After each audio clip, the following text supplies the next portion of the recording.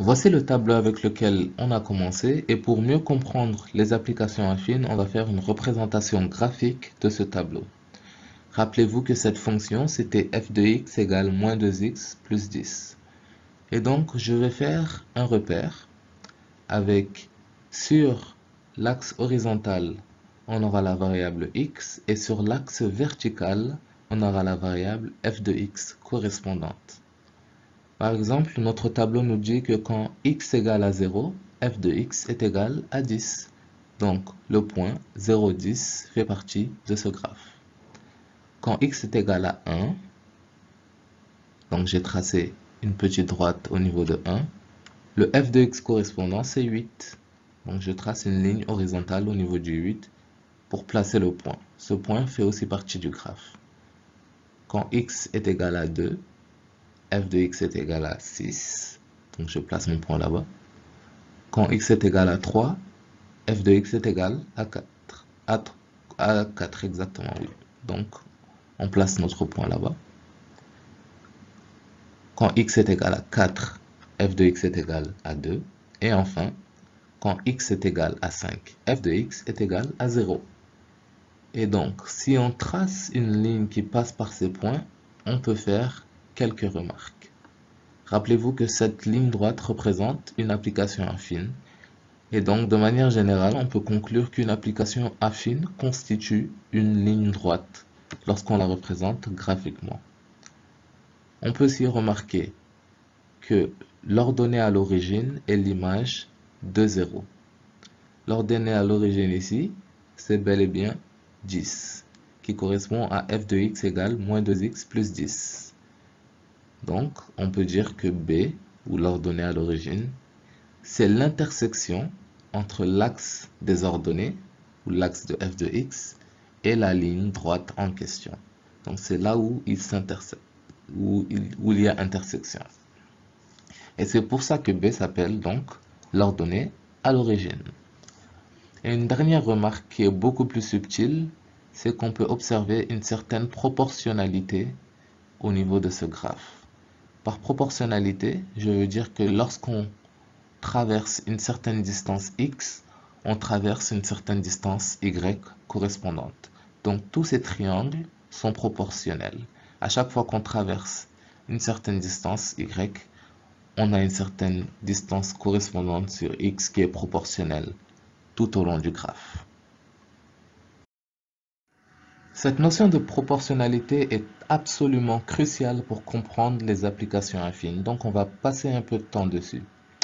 Sur une application affine, si on prend deux points, appelons-les A et B, passer du point A au point B peut être découpé en deux mouvements, le premier mouvement sur l'axe horizontal et puis le deuxième mouvement sur l'axe vertical. Donc passer de A à B, c'est faire un certain mouvement sur l'axe horizontal et un second mouvement sur l'axe vertical. Et ce premier mouvement sur l'axe horizontal, on va l'appeler delta x ou bien changement de x.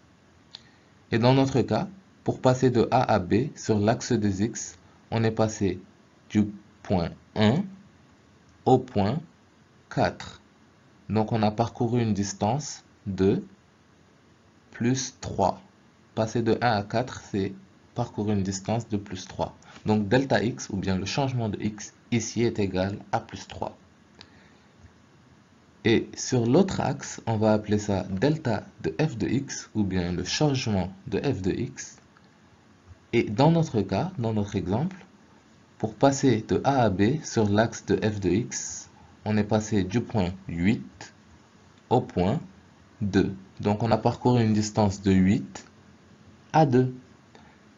Et passer de 8 à 2, c'est faire une distance de moins 6. Donc delta f de x est égal à moins 6.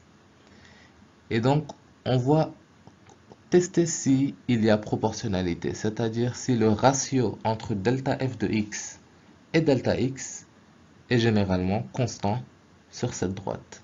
Et dans le premier cas, on remplace delta f de x et delta x par leur valeur, moins 6 et 3, et on obtient moins 2 comme résultat. Donc rappelez-vous, on a trouvé delta f de x sur delta x égale moins 2 en choisissant A et B dans notre premier cas. Si on changeait la position de A et de B, par exemple ces deux points.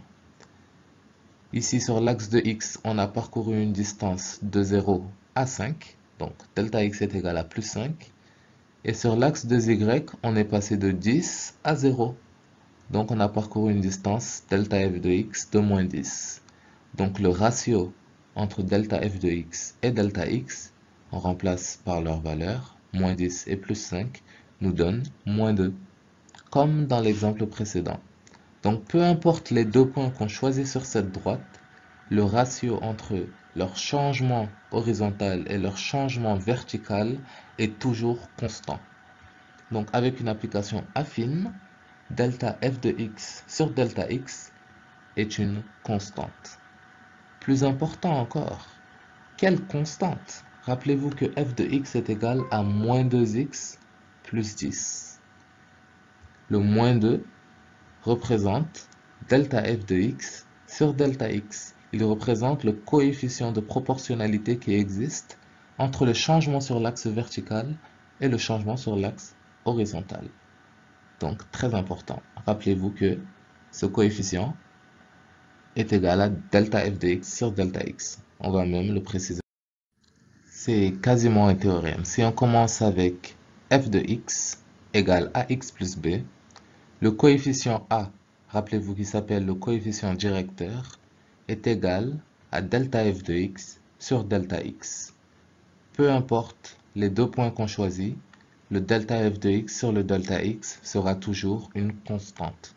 Donc, on peut toujours utiliser cette formule pour trouver le coefficient directeur